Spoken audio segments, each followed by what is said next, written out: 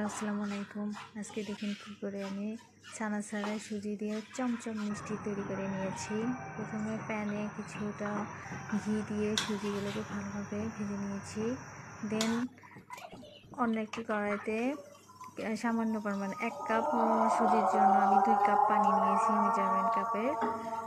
সেখানে সামান্য পরিমাণে গুড়, মিষ্টির জন্য গুড়, তারপরে এলাচ, দারচিনি, তেজপাতা দিয়ে ভালোভাবে এটাকে 3 মিনিটের মতো